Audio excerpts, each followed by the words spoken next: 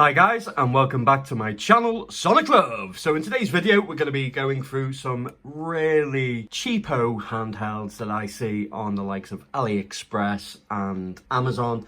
I like to get these just to test out to see if we've got some hidden little gems and if there's any worth your hard-earned cash. So this one I seen quite a while ago. I had another person review it, and I think that was Retro Dodo, I believe.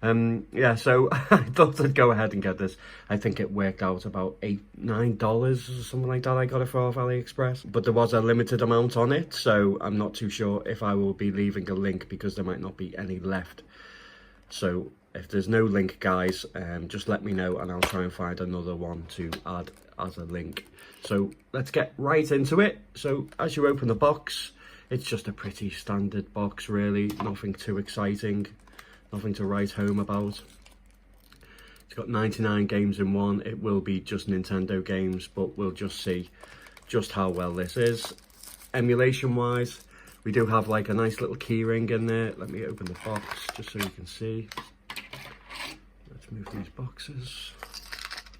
Yeah, so we have like a little keyring and a little lanyard with the little chicken on there. I think that's pretty cool. Charging cable, toilet paper. All you need to know. So this thing is incredibly small, guys. It really is tiny.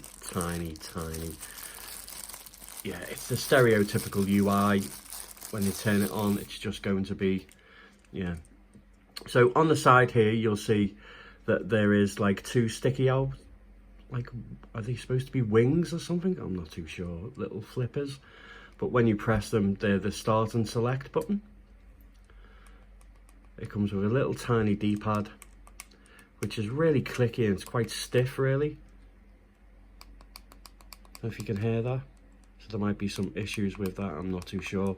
The buttons really small, but they're very tactile. They're not much travel, and you can get a good sense of the connection when you're pressing them, so that's not too bad. So does it have one of those irritating screen protectors on? I'm sure it does.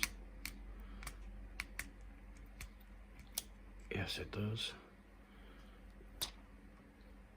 Okay, it has a little haircut at the top, which is made of rubber, like silicone. So that's quite soft. At the top, we have where the lanyard goes. On the side, we have a start button.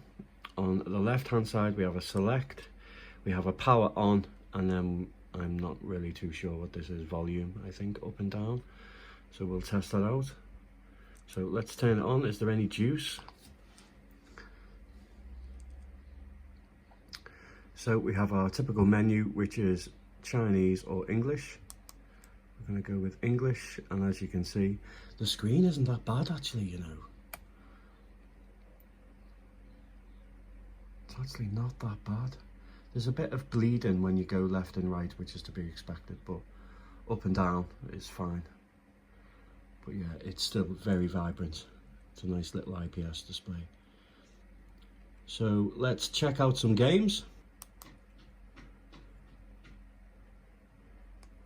Yes, that's the start button.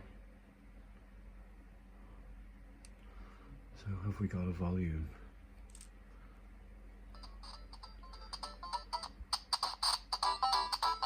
Okay, sounds not too bad.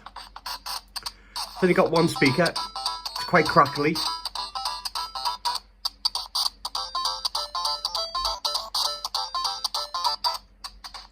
Okay, let's see what emulation is like.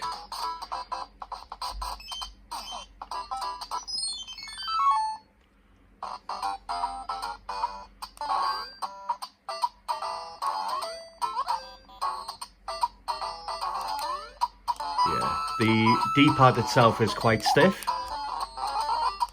It's got no sponge to it.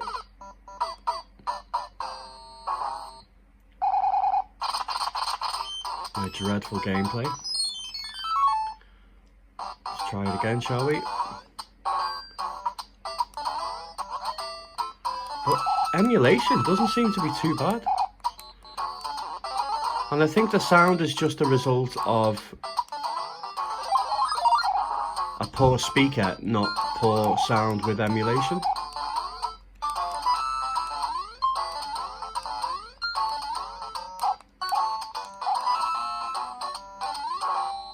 but it's some of the best that I've seen screen-wise and emulation running on these types of handhelds. And for the price, it's pretty good.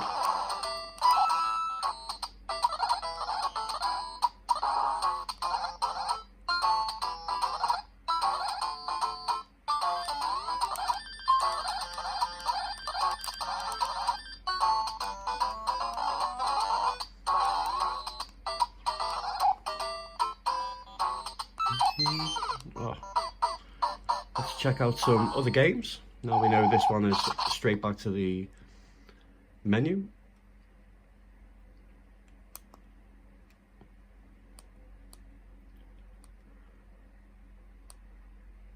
King of Fighters.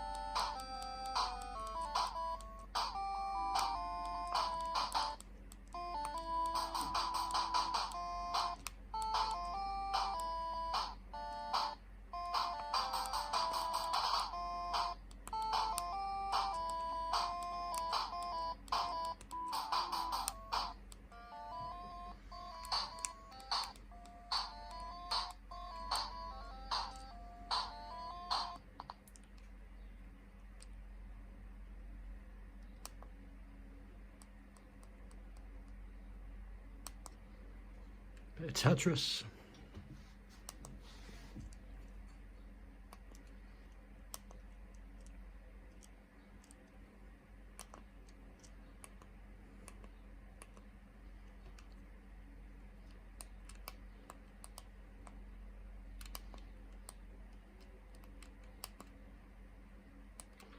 Looks like they've missed a little bit at the bottom of the screen out as well, which doesn't really help with Tetris.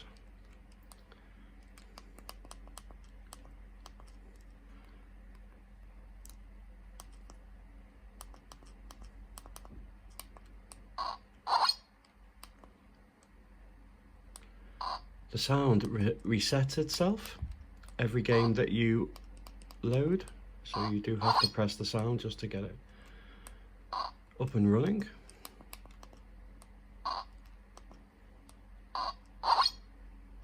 Okay, let's check out something else. So I think if you're an NES fan and you want to, yeah, maybe get your little ones into retro gaming, then this wouldn't be a bad option really for NES. Is it perfect? Most definitely not. Is it worth $8? Yes. Let's go with some Adventure Island. But yeah, the screen is not that bad.